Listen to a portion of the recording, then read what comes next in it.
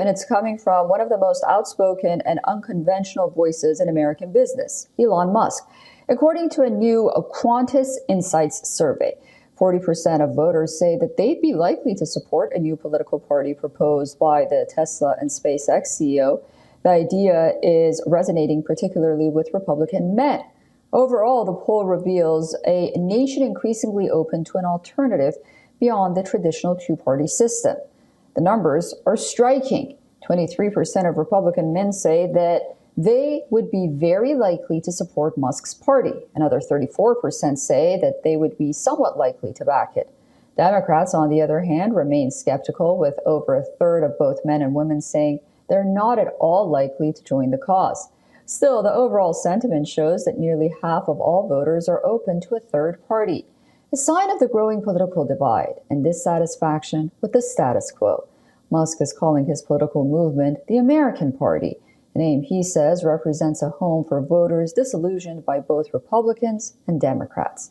He has also hailed the Qantas Insights survey, calling it encouraging.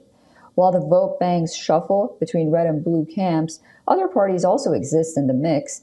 As of January 2025, for example, there are at least 55 distinct ballot-qualified political parties in the United States.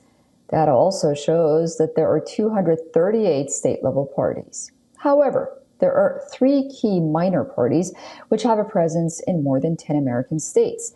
The Libertarian Party, represented in 38 states, the Green Party, with a presence in 23 states, and the Constitution Party across 12 states. Despite the long list of parties representing a spectrum of political ideologies, American voters have given overwhelming prominence to the Democrats and Republicans. Musk's idea to float a party first surfaced in early June, shortly after Musk launched a fiery public critique of Congress for passing a multi-trillion-dollar tax and spending package.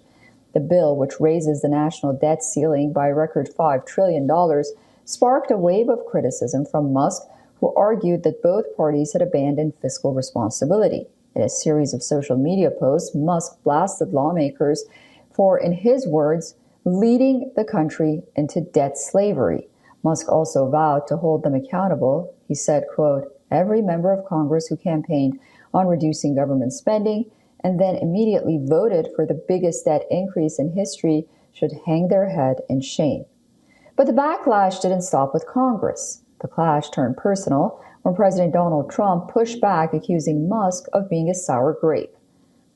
Trump suggested that Musk's criticism had more to do with the bill's removal of electric vehicle mandates that had previously benefited Tesla. Musk, for his part, denied the claim and insisted that his motivation is about protecting the country's economic future and not Tesla's bottom line. So where does this leave the United States?